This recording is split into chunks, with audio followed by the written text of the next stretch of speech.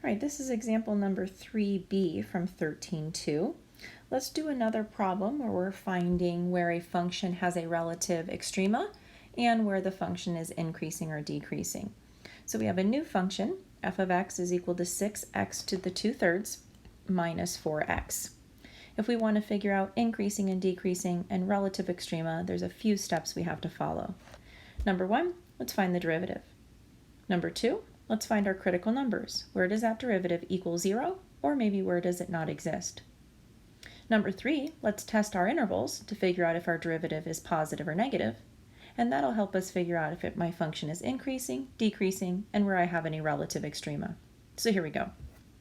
Maybe you can pause the video on this one and see how far you can get to see if you can tell where this function is increasing, decreasing, and has any relative extrema. I found the derivative on this one using my power rule. I brought my 2/3 forward. I subtracted 1 from the exponent, so I got this as my derivative. I'm going to simplify a little bit by bringing the negative 1/3 exponent down. So the x to the negative 1/3 came down, made it a positive. My fractions, my 6 times 2 is 12, divided by 3 is 4. So I have 4 on top and an x to the 1/3 on bottom, minus the 4. Now this is a fraction, and I want to make sure that I get common denominators if I'm ever subtracting fractions. So it looks like this second fraction needs an x to the 1/3 on top and on bottom to keep it balanced. So for x to the 1/3 minus 4x to the 1/3 over an x to the 1/3, we have a common denominator, which means we can go ahead and add or subtract the numerators and just keep our common denominator. So here's my derivative. If this is my derivative, now I want to figure out where my critical numbers are, where the derivative equals 0, that's the top equaling 0, or where the derivative doesn't exist, that's the bottom equal to 0, right? So if I take the numerator, set it equal to 0, I'm going to add 4x to the 1/3 to both sides. I'm going to divide 4 from both sides, and I end up getting x to the 1/3 equals 1. I can cube both sides, so that way the 1/3 and the cube reduce each other, and I end up getting x equals 1 as one of my critical numbers. When I set the denominator equal to 0, I got x to the 1/3 equals 0. If I cube both sides again, I ended up getting x equals 0 as another critical number. This is where my derivative equals 0, maybe a smooth curve, and this is where my derivative doesn't exist, maybe a sharp curve or some other point where my derivative doesn't exist. So now that I have my critical numbers, I should be able to use my sign chart, figure out the different intervals, test my values in my derivative to figure out if they're positive or negative.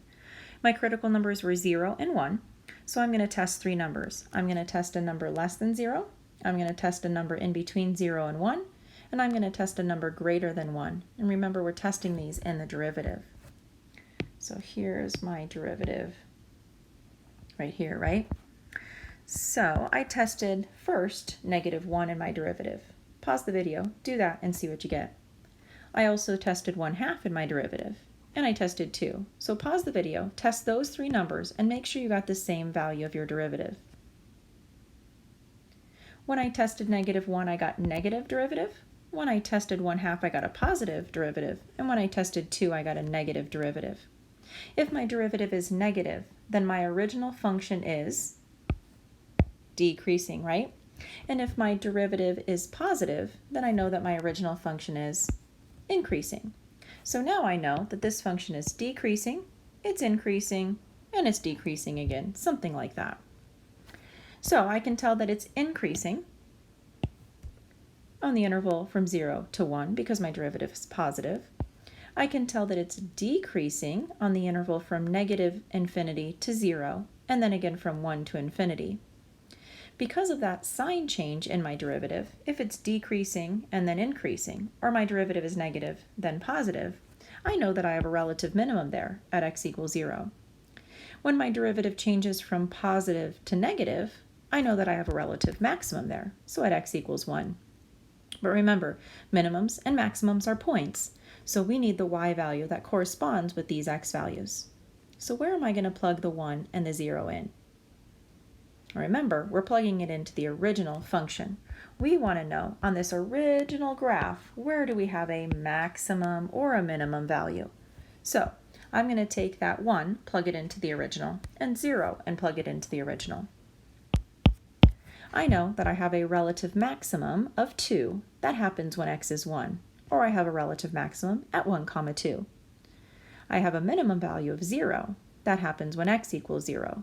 Or I can say that I have a relative minimum at 0, 0.